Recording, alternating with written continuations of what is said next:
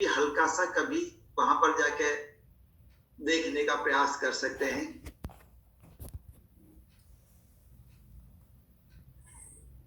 तीसरा, रात्रि के समय अगर हम कहीं से आ रहे हैं और आश्रम रास्ते में है तो आवश्यक रूप से जाना ही जाने का प्रयास करें। और 1% अगर अपन वैसे भी चले जाएं प्लानिंग के तहत तो भी अच्छा है। कई प्रभु जी ऐसे हैं जिनको ज्यादा खबर नहीं है तन की, वो उभरे पड़े रहते हैं, कोई उड़ाने वाला नहीं होता है नाइट में। दूसरा, कहीं टॉयलेट में चले जाए तो वहां गिर गए तो वहीं पड़े रहते हैं। तीसरा, कहीं गंदगी में है, लेटरिन बाथरूम अगर करते हैं तो रात को कोई संभालने वाला नहीं होता, पूरी रात लेटरिन बाथरूम में पड़े रहते हैं। इसके लिए हम थोड़ा सा सतर्क रह सकते हैं, सेवा साथियों को भी डायरेक्शन दे सकते हैं और बीच बीच में रात्रि के दौरान अवलोकन भी कर सकते हैं कि और तो कोई आएगा नहीं देखने के लिए, ये हमारी जिम्मेदारी है, इसका हम बखूबी से थोड़ा सा पालन कर सकते हैं। गीजर और हीटर, इनकी मॉनिटरिंग हम रेगुलर बेसिस पर ले सकते हैं। हर 2-3 दिन में साथियों से पूछ लें रेगुलर गीजर और हीटर काम कर रहे हैं या नहीं कर रहे। कई बार विजिट के लिए जाए तो प्रभु जी को ज्यादा शुद्ध नहीं है, वो चप्पल जूते सॉक्स ये नहीं पहनते हैं, तो कम से कम चप्पल तो उनके पैरों में देख ही ले कि इनके पैरों में स्लीपर है या नहीं। नहीं है तो सेवा साथियों को थोड़ा सा डायरेक्शन दें, भाई पैरों में हर हालत में चप्पल रखें। कैप का हम लोग उपयोग करा सकते हैं।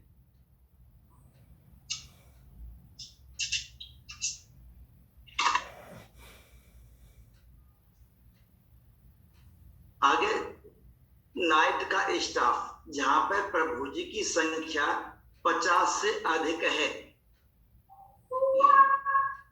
न्यूनतम 50 पर अधिकतम 150 प्रभु जी पर एक सेवा साथी की नाइट में ड्यूटी लगाना कंपलसरी कर दें।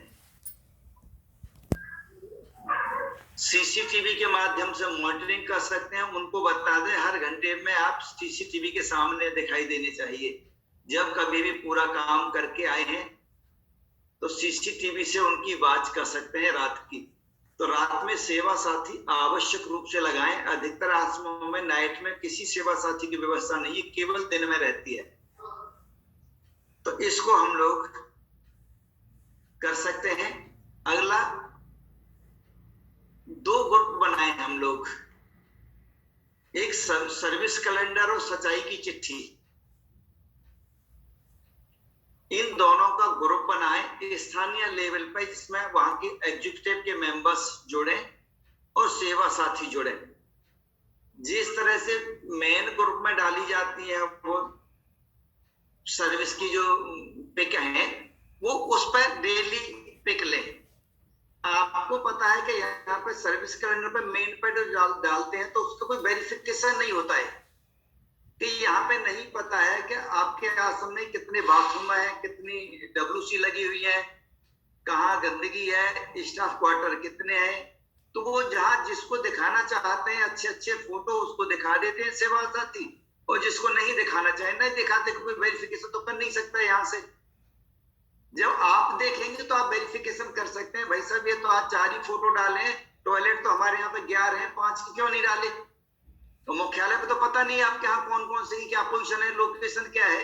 तो हर एंगल को भी आप देख सकते हैं कि इस एंगल से फोटो और इस एंगल से ये डालें। तो सर्विस कैलेंडर की और दैनिक जो सच्चाई की चिट्ठी है, इसकी मॉनिटरिंग हम बेटर कर सकते हैं और आवश्यक रूप से करने का प्रयास करें, इससे काफी कुछ बदलाव आ सकता है। आप देख सकते हैं भाई कितनी तौलियां हैं जो प्रभु जी नहला रहे हैं। आप एक बार फोटो भेज दो, एक छोटी सी वीडियो बना के भेज दो 10 सेकंड की। एक प्रभु जी को जो ग्रुप में नहलाते हैं, मैक्सिमम 3 से 4 प्रभु जी को ज्यादा से ग्रुप में न नहलाएं। ठंड पड़ रही है, कई बार 15-15, 20-20 प्रभु जी आधा घंटे तक खड़े रहते हैं लाइन में कपड़ा उतार कर। तो 2 से 3 प्रभु जी, मैक्सिमम 4 से 5 मिनट में 7 मिनट में स्नान पूरा हो जाए, इस तरह की व्यवस्था को हम लोग देख सकते हैं 2-3 महीना के लिए। डॉक्टर साहब ने बनारस से कहा सेवा प्रभु जी का स्थानांतरण के लिए, प्रभु जी का स्थानांतरण हो डॉक्टर साहब बता देना, और वहां जो बस में जो सेवा साथी उनको लेके आएंगे, भरतपुर से भेज दिए जाएंगे। जब आप कहेंगे रिजर्वेशन करा देंगे, वो वहां पर पहुंच जाएंगे, उधर से बस में बैठ के आ जाएंगे और प्रभु जी को व्यवस्थाओं को देख लेंगे। पाली से अमर चंद जी कह रहे थे जैन सर के गीजर की शायद ऐसा लगा कि बंद करने की बात कर रहे थे। गीजर तो बंद करने ही नहीं है, न गीजर बंद करने हैं, न हीटर बंद करने हैं। जहां पे सर्दी ज्यादा है दोनों चालू रखने हैं, और दोनों का ही विशेष रूप से हम लोग मॉनिटरिंग भी करना है और ध्यान भी रखें। उसमें ध्यान ये रखना है कि ऑन करके ना छोड़ दें, ऑन करने से छोड़ देते हैं गीजर पानी ज्यादा गर्म होता है, और जैसे ही चालू करते हैं तो प्रभु जी कई बार जल जाते हैं। एक दो बार ऐसा भरतपुर में हो चुका है। वहां पर थोड़ा सा अलर्टनेस अपने साथियों को बता दें, सेवा साथी जो भी सेवा में है भाई ध्यान रखें इस बात का कि प्रभु जी डायरेक्ट खोल के ऐसा ना हो जल जाए, छाले पड़ जाते हैं। वो गैस गीजर के संदर्भ में कह रहे थे। गैस गीजर हो सकता ना रखें तो ज्यादा अच्छा है, वो पकड़ लेता। फिर भी अगर ऐसी कोई सुरक्षा है जो बाहर सिलेंडर बाहर रखा जाता है बिल्डिंग से और पाइपलाइन ठीक है तो देख सकते हैं, वो उनको देखना है, मतलब वहां की फिजिबिलिटी क्या है हर आश्रम तक, उस हिसाब से कर सकते हैं। लेकिन सुरक्षा के जो बंदोबस्त हैं वो पूरे रहें किसी भी स्थिति में। गंगानगर से जगीर सर कह रहे थे कि पंजाब वाले प्रभु जी सभी आश्रमों में, जिस आश्रम में पंजाब साइड के प्रभु जी हैं वहां पे भेजने की व्यवस्था कर दें। आप ये बता दें कि आपके यहाँ पर रिक्त स्थान कितना है, कितने बेड खाली है, कितने प्रभु जी भेजे जा सकते हैं। हो सकता है 20-30 प्रभु जी तो भरतपुर में ही पंजाब साइड के हैं, उनको भेजा जा सकता है, और भी आश्रमों से भेज सकते हैं। दूसरा उनका ये था, ये नेपाल वाला 2 बार तो लेटर ही निकाले थे, फोन भी किया था। नेपाल वाले प्रभु जी भरतपुर भेजने के लिए कहा था, यहाँ से भरतपुर से नेपाल बाई एम्बुलेंस प्रभु जी भिजवाए गए हैं। अभी भी कोई प्रभु जी ऐसे हैं जो नेपाल के हैं तो पुनः अपना घर आश्रम भरतपुर में भिजवाएं। एक ट्रिप मेरे ख्याल से विदिन 1 and 2 month फिर यहाँ से एक बार प्रभु जी नेपाल के लिए भेजे जाएंगे, और नेपाल से जो हिंदुस्तान के प्रभु जी हैं उनको लेके आया जाएगा। पहले भी ऐसा ही किया था। तो जो जिस आश्रम में भी नेपाल के प्रभु जी हैं एक बार भिजवा दें। पंजाब के प्रभु जी जिस आश्रम में भी हैं उनको श्री गंगानगर आश्रम में भिजवाने के प्रयास कर सकते हैं। एक बार संख्या ले लेंगे कि वहां पे कैपेसिटी कितने प्रभु जी को भेजा जा सकता है। एक डॉक्टर्स जिन आश्रमों में नहीं है या नहीं आ पा रहे हैं, हम हायर पेमेंट देकर डॉक्टर की व्यवस्था कर सकते हैं। जहां पे प्रभु जी ज्यादा है, टाइमली हम दिखाने का प्रयास करें। जब हम पेमेंट देंगे तो पेमेंट तो आ ही जाएगा, पेमेंट की चिंता करने की जरूरत नहीं। चिंता में इस बात की करनी है कि डॉक्टर अवेलेबल हो anyway, any cost, at any cost. हम ये प्रयास करते हैं कि ज्यादा पैसे लेंगे कोई बात नहीं, एक दिन में ज्यादा प्रभु जी को भी देख के जा सकते हैं और पूरी व्यवस्थाएं हो जाएगी।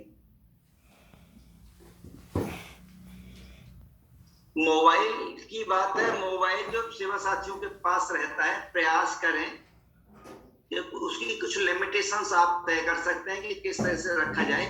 मोबाइल से सेवाएं काफी प्रभावित होती हैं। अगर सेवा साथी पूरे दिन मोबाइल साथ में रखते हैं तो उससे बचा जा सकता है। जहां जरूरत है उतने ही समय तक मोबाइल सेवा साथियों के पास रहें, और सेवा साथी की कोई आवश्यकता है ऑफिस वाले मोबाइल से उपयोग कर सकते हैं। अपने परिवार वालों को बता दें कि भाई दिन में अगर आपको फोन करना है तो मेरा मोबाइल बंद रहेगा, इसलिए ऑफिस वाले मोबाइल फोन करना। ऑफिस में साथियों को बता दें कि कोई किसी के परिवार से फोन आता है तो तुरंत उनको सूचित करें और तुरंत उनकी बात कराएं। यही मुख्य बात थी। सभी साथियों को प्रणाम।